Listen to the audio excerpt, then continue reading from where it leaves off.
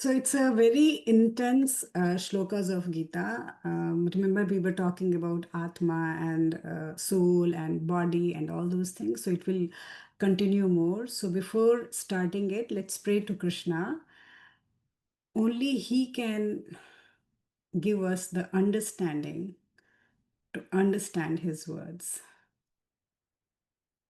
None of us have capacity to understand Him.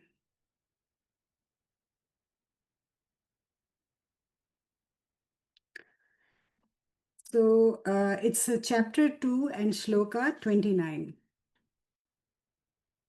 So the meaning of the shloka is one perceives the soul as a wonder. Some speak of it as amazement, while others hears of it at wonderment, while no one knows it even after hearing it. Okay, so it's a description of the soul. The Krishna is again telling Arjun about the soul, that what is soul. Remember before that we had two kind of soul, that we, in one of the shlokas we learned that the soul is not related to us. Then in another shloka we learned that the Krishna came very low to make Arjun understand, and he told Arjun that if you consider that Atma lives inside your body, soul lives inside your body, then also why are you having grief? So same thing he is continuing. He is saying that different kind of people, according to you, to their different consciousness, they have different knowledge of self or Atma. Right? Everybody have a different concept, and these concepts are according to their level of consciousness. So nothing is right or nothing is wrong. As you grow, as you consciously you grow, you will be able to understand more and more reality. So here Krishna is telling Arjun that if you say that Atma is there, the self is there, and if you know that no one can kill the self, no one can kill the Atma, then also why are you grieving about dying? Right? Death, just to grieve about death and thinking about death is not the ultimate truth. It's everything is like artificial. If person dies also, then also the soul is here. The soul is not going to die. And if you believe on reincarnation, then if a person is dying, that person is taking a rebirth. Then what is there to have a grief? Then why do you have to worry? That was the concept before this shloka. So in the first line of this shloka, the Krishna is saying the knowledge of the self. The self is so wondrous. The knowledge of the self is not achieved by the senses. The self cannot be known by the senses. It is beyond the realm of senses. Okay. So the concept here, he wants to tell us that doesn't matter whatever you do, whatever you think, whatever your uh, nature of experience is there, but with anything, with any of your senses, what five senses we have in our body, so with all the senses you are not able to get knowledge of the self. You are not going to achieve the knowledge of the self, because whenever you are going towards a knowledge, whenever you are trying to learn something, who is there which is learning? The ears are listening, the mind is contemplating, right? We are thinking about us, the eyes are watching, and the Krishna is telling that the self we cannot achieve with the knowledge, with the knowledge which is related to the body senses.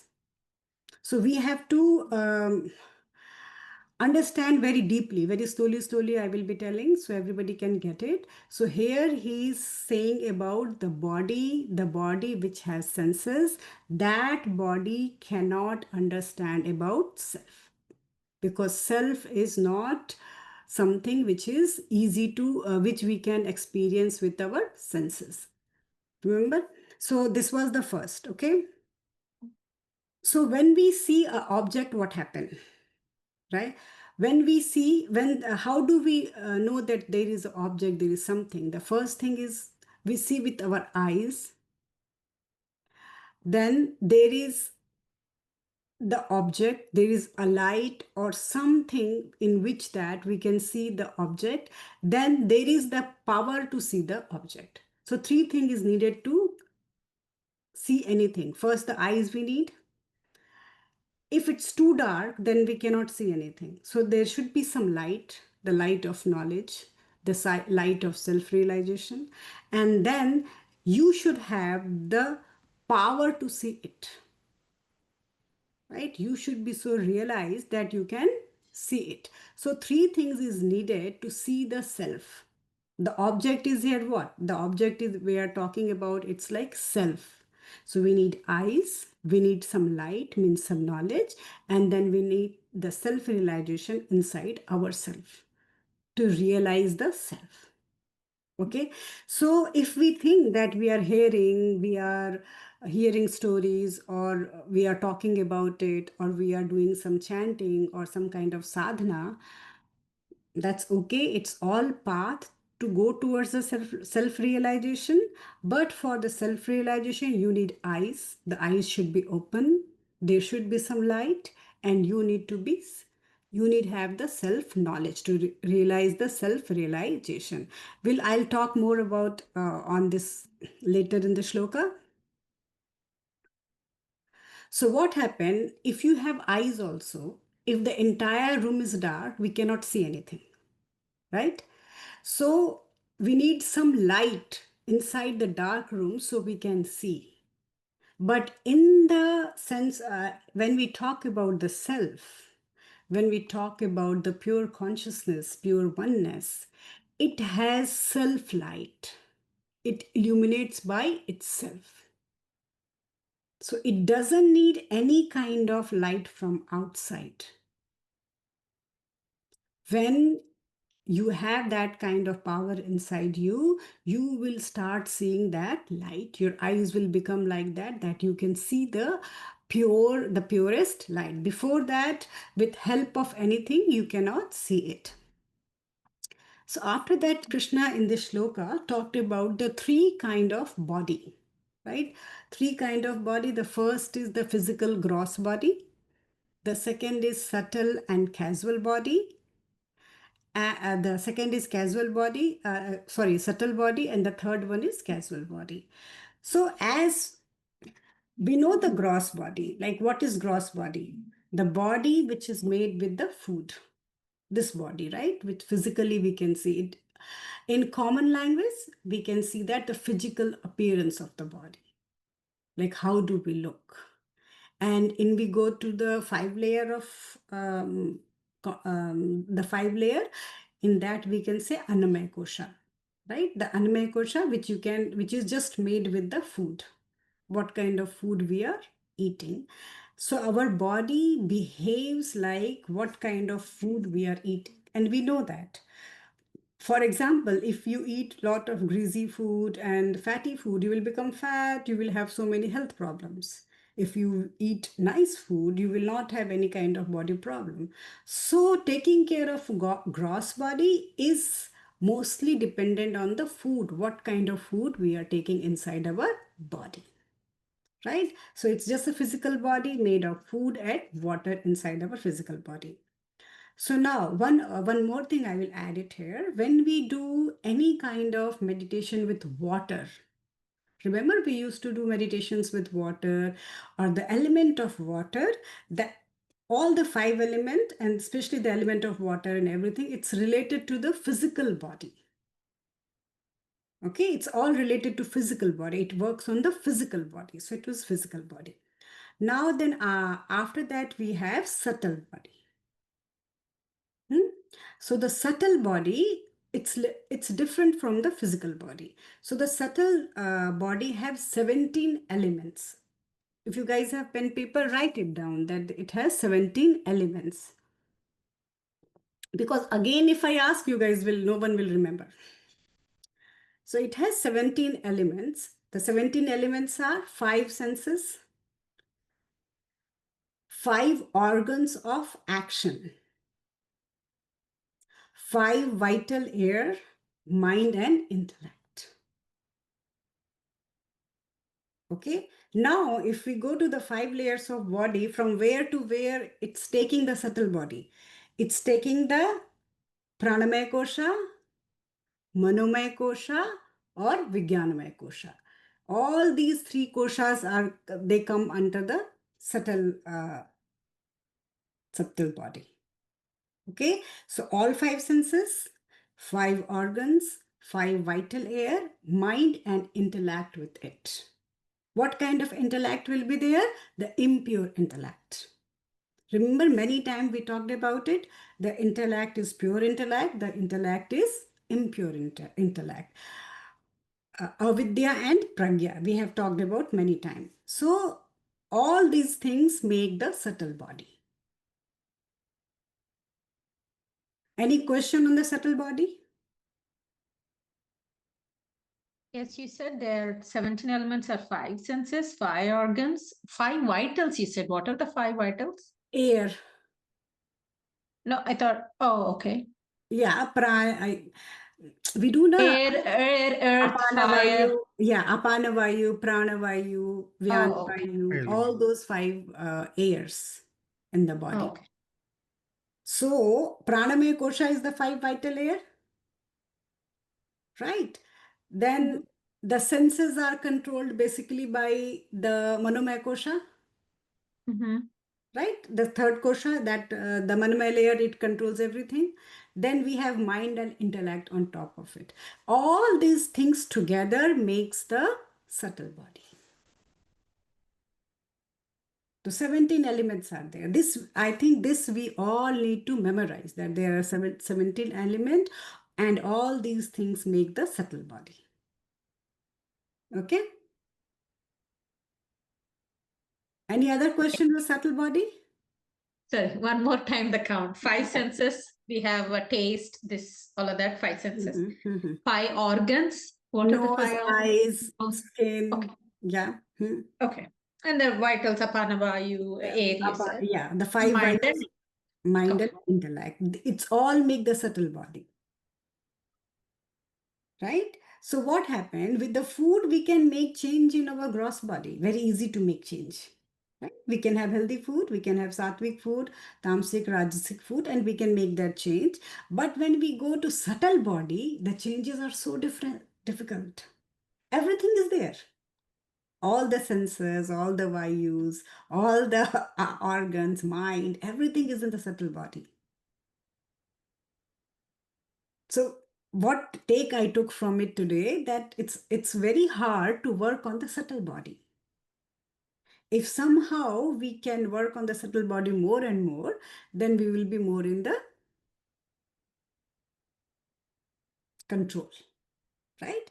So the subtle body cannot perceive pure intellect. Till the subtle body, the intellect is impure. Why the intellect is impure? Can anyone answer me? Because mind is sitting there. Right? Such a big mind is sitting there. All the senses are there. So you're still operating on your mind and your senses. Till you operate on your mind, on your senses, the true knowledge won't come to you. The pure intellect won't come to you. Okay, now the third one, the very important one, which we have very less knowledge about this one. Today I also learned a lot of things by preparing it. The casual body. Right? The casual body, we always talk about the Karan Sharir, the casual body. It is made of latencies, which are called vasanas. Which is made of latencies, which are called vasanas. Right? Vasanas are what? In the common language, they are the desire which are sitting inside our body from thousands and thousands and thousands of years. Now, these desires are made off of nature. How do the desires are made? With the nature, with the surroundings, right? Whatever the surrounding we see, we think they are in our body. So it's made of purely what? Purely nature. So the casual body is made of the purely nature. The self, the Atma, is beyond nature. Hmm? The self, the Atma is beyond nature. So that proves that the by the casual body also we cannot understand the self. We cannot understand the Atma. So the first word in this shloka was Ascharya Pasati. Like it means that it's so much, it's wonderful to understand about the self. So many wonders are there. It's wonder, right? The gross body cannot go, the subtle body cannot go, and the casual body also cannot reach. So isn't it not a wonder? Now the one beautiful again one beautiful line is this shloka is Shrut Shrute Vepam Veda no Kave Kaschat. Very beautiful meaning of this line. That we always think that we are hearing, with hearing it will help us to know it. When the five senses cannot take you, the hearing cannot help you to understand the self. It will just show you the path. The one can only understand the self when the one is established in oneself. Like you can only understand the self, the Atma, the self realization can only happen when you are established in oneself.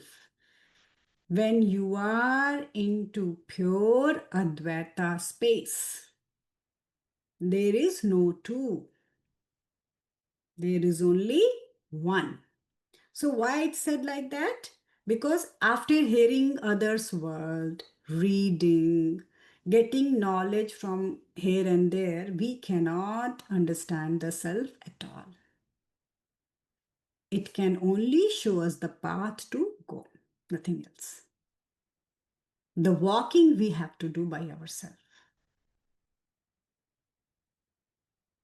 So everybody had a limitation here. How much a teacher, how much an enlightened person can give it to you, it has a limitation, it has a boundary.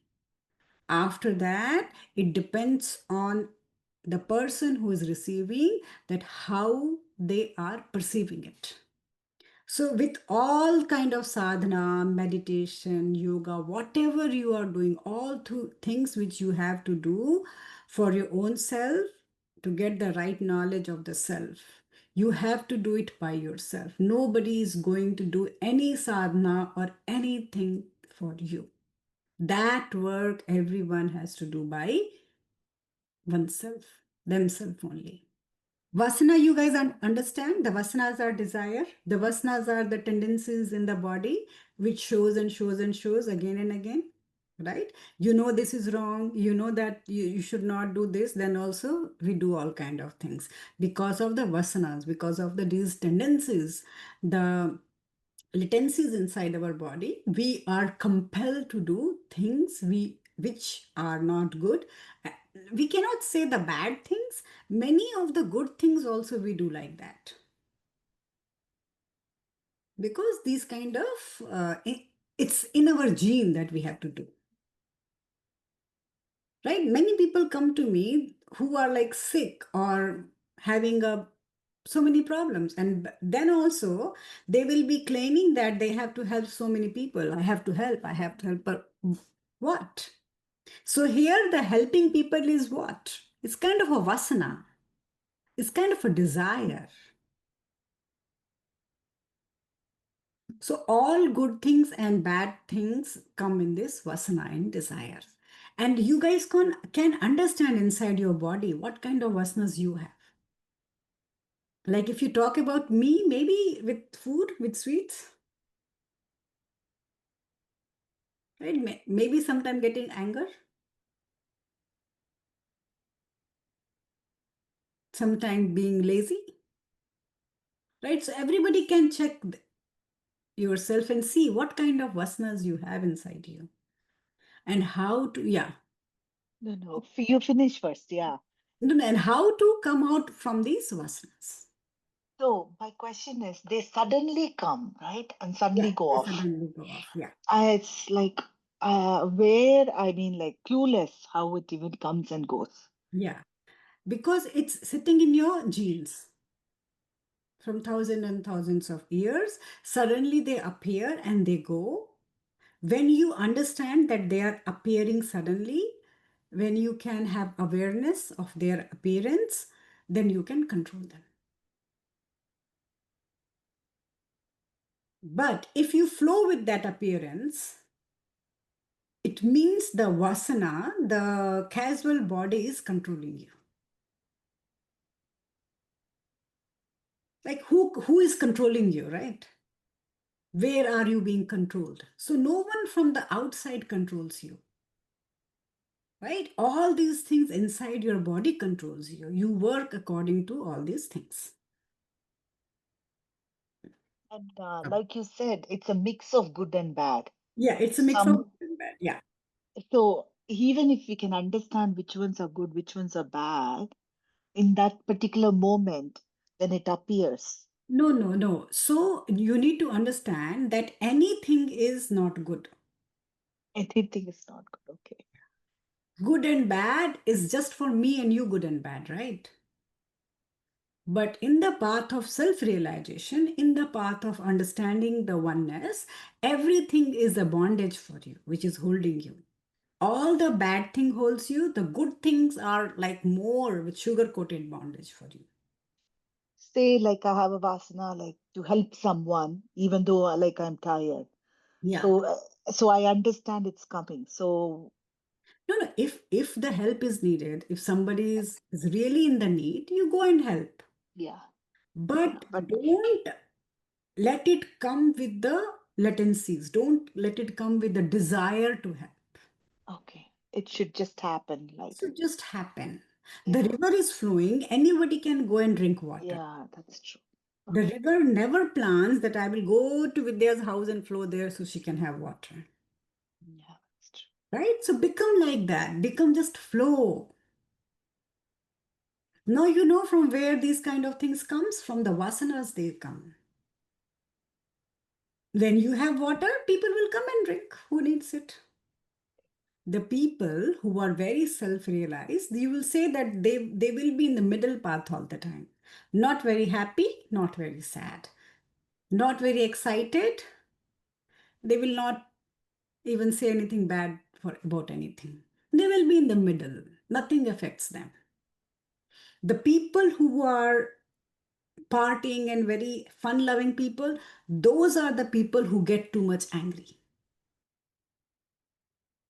So, Shloka 38, it means, O Bharata, the soul residing in the bodies of all can never be slain.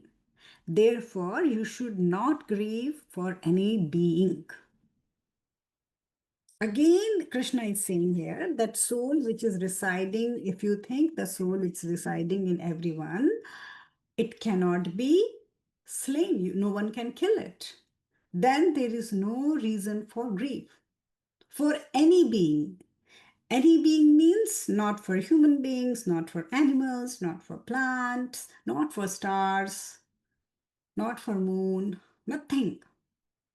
So the meaning of this shloka is about because the Arjuna, it's very hard for Arjuna to understand. So Krishna again and again come lower in the depth, and he again tried to convince Arjuna. So he is again convincing him that if you think that the soul is inside you, nobody can cut it, nobody can kill it. So you don't have to be sad.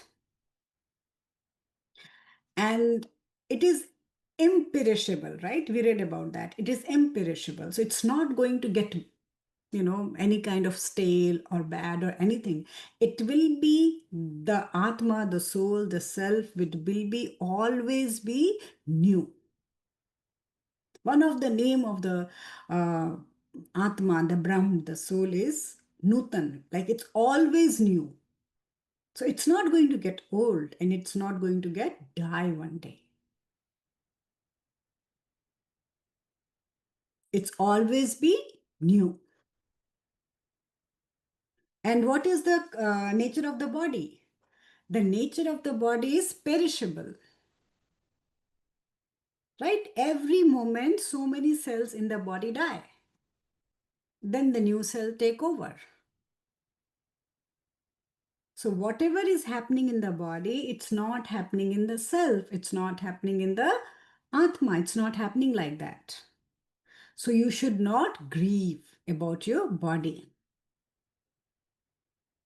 So in this shloka, from 11 to 30th of the shlokas, which are chapter 2, they all are about the description of the self and body. That what is self and what is body. And we did one by one all of them. You guys can go, if the videos are there, you can listen to them again. And if it's not there, I will be posting soon. So you can understand again and again from chapter 2, from shloka 11 to 30, it's all about body and self. Krishna has described it in different ways. When he said it's oneness, then again when he thought that, okay, Arjun is not understanding it, then he said, if you think that there is a dehi, there is something lives inside you, then also you don't have to grieve. So he said it in two different ways. But in this whole thing, he did not use very big word. And instead of that, he said deh and dehi. Means deh means body, and dehi, the one who lives inside the body. The self. So he has used these kind of words. He has not used like very big words. No. Very small and easy words. So now in this shloka, it's basically about self-realization. Okay.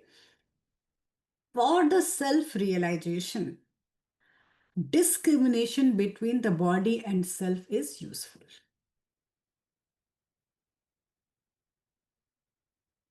Till you don't have discrimination, you cannot become self-realized.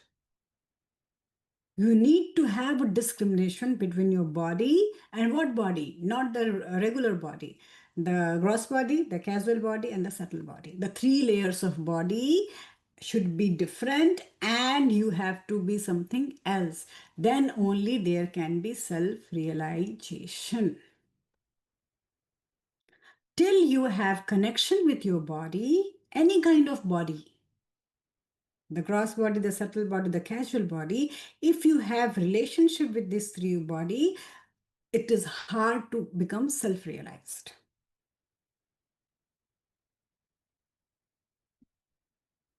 For this, what you have to become? You have to become a firm believer, and there shouldn't be any doubt about this discrimination. There should be firmness and no doubt. If you're not firm, you're like this and you doubt, then you cannot become self-realized person. So what is the work of the body here? The work of the body is to only do action. Why is the body needed? To do action. Why is the pen needed? To write down. When the writing is done, what do we do with the pen? We keep the pen somewhere. Same way. When the work is done, what does the happen to the body? The body goes to 5 elements when the work is done.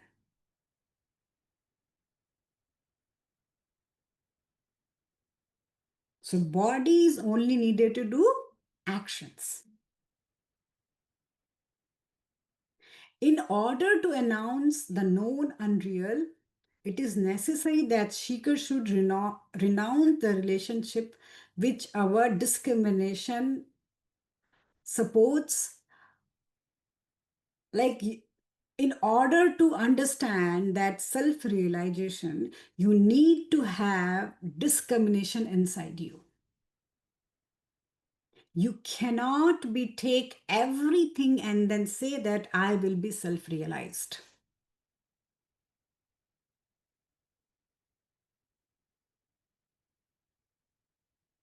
If you have nature of anti discrimination with your own body, then you cannot become self realized person.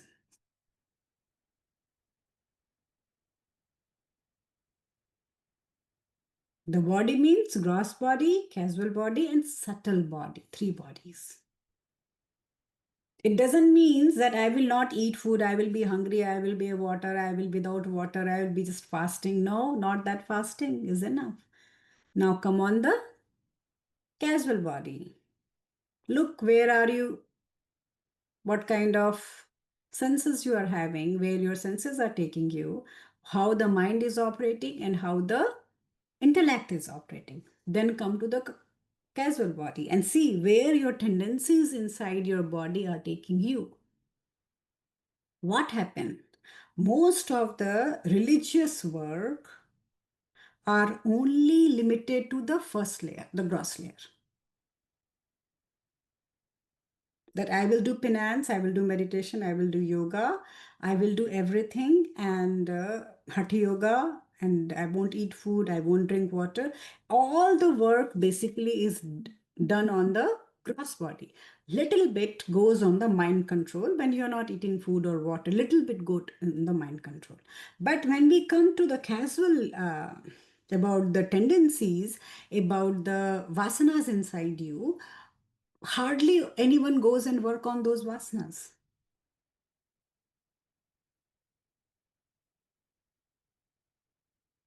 So Krishna is here saying that you have to have discrimination with all these three kinds of bodies inside you. Then only you can become self-realized. Otherwise, no. Then very beautifully he has said here,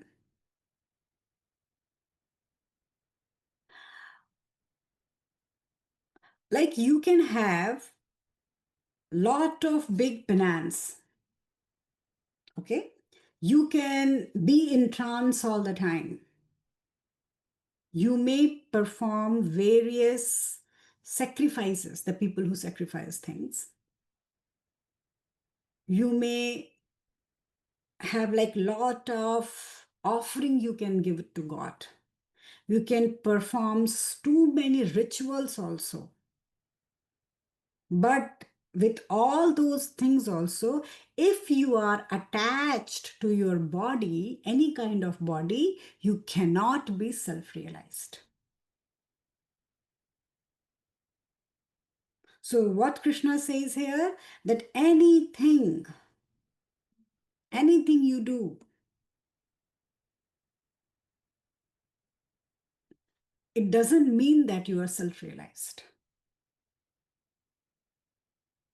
For the self-realization, the relationship with the body should be breaked. Why it is so hard?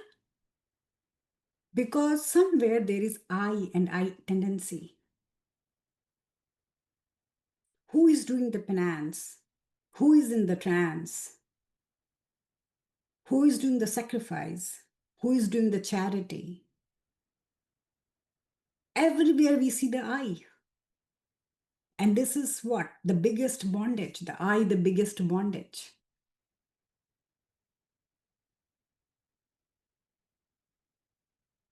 So the people who claim that I'm in trance and I'm this and that, those people also, if they are not away from their body, they are not self-realized.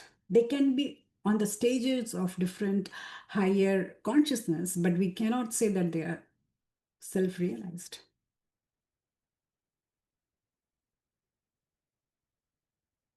With any kind of delusion, with any kind of two, you cannot become self-realized. any kind of two. Me, my trance. Me, my meditation. Me, my God. Me, my fasting. Me, my charity. Me, my sacrifice. Me, my pranayama. Me, my yoga. Right? Me, my rituals. Everywhere it's two. It's delusion. It's two. To reach that highest space, we have to forget all this. These all things are the path. We have to walk on that and slowly leave everything. But then at that level, we cannot say that, oh, I wanted to eat this, or I have a desire to go somewhere, or I have the desire to do this. If we are working on desire, we are on the casual body. If we are being too emotional, too images, too experience, we are on the subtle body. So I am done for today.